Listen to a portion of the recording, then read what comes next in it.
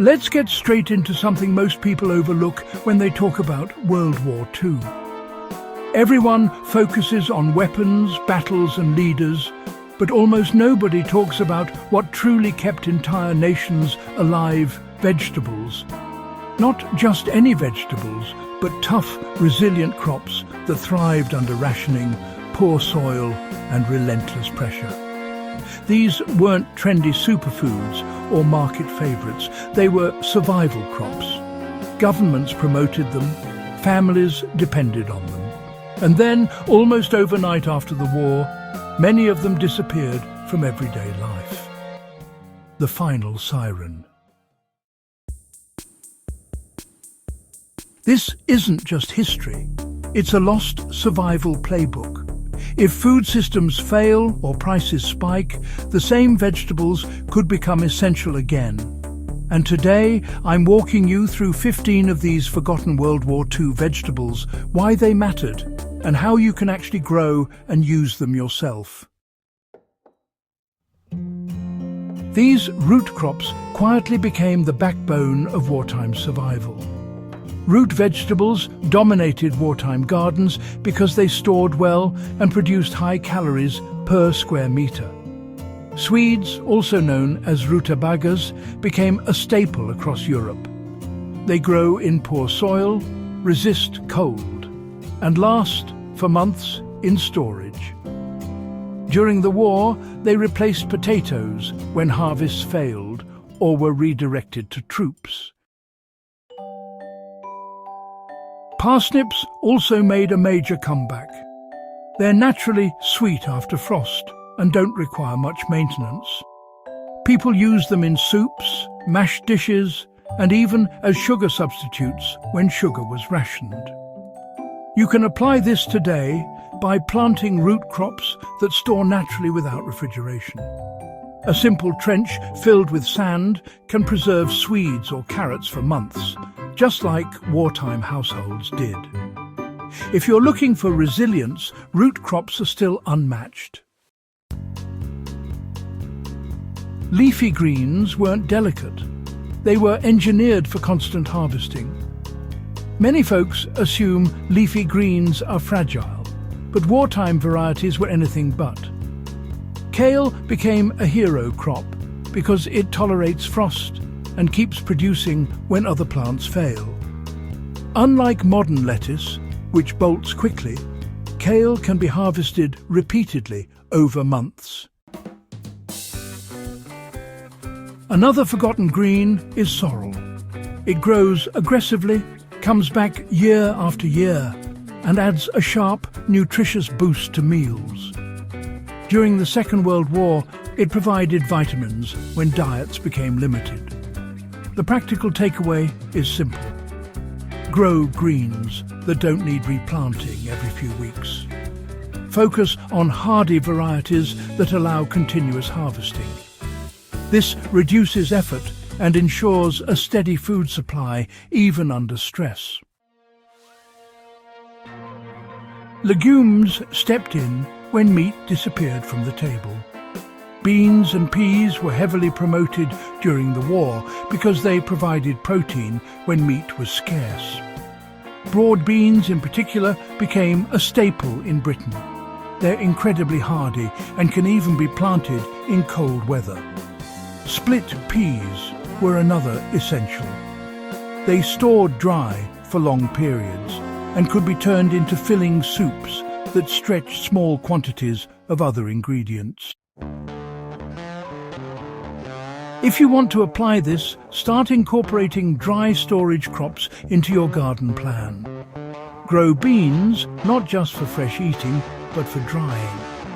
Store them in airtight containers, and you've got a long-term protein source without refrigeration. Unusual vegetables replace staples that became unavailable. One of the most surprising wartime vegetables was Jerusalem artichoke. It grows aggressively, requires almost no care, and produces large quantities of edible tubers. People relied on it when potatoes were scarce. Another was salsify, sometimes called the oyster plant. It's not commonly grown today, but during the Second World War, it provided variety and nutrition when options were limited. The lesson here is to diversify beyond common supermarket crops. Growing lesser-known vegetables reduces dependency on a narrow food system. If one crop fails, others can take its place. Cabbage and its relatives became the ultimate ration-era superfood. Cabbage wasn't just a side dish, it was survival food. It grows in different climates, stores well, and can be fermented into sauerkraut, which lasts for months without refrigeration. Brussels sprouts and turnips also played major roles. They were reliable, cold-resistant, and packed with nutrients. Governments actively encouraged citizens to grow these crops in victory gardens. To use this knowledge today, learn simple fermentation. Turning cabbage into sauerkraut extends its shelf life and boosts nutrition. It's honestly one of the easiest ways to preserve food without electricity. Herbs and wild greens filled nutritional gaps when diets shrank. When food variety dropped, people turned to herbs and wild greens. Dandelion leaves, for example, were widely consumed. They grow almost anywhere and are packed with vitamins. Nettles were another surprising addition. Once cooked, they lose their sting and provide iron and other nutrients.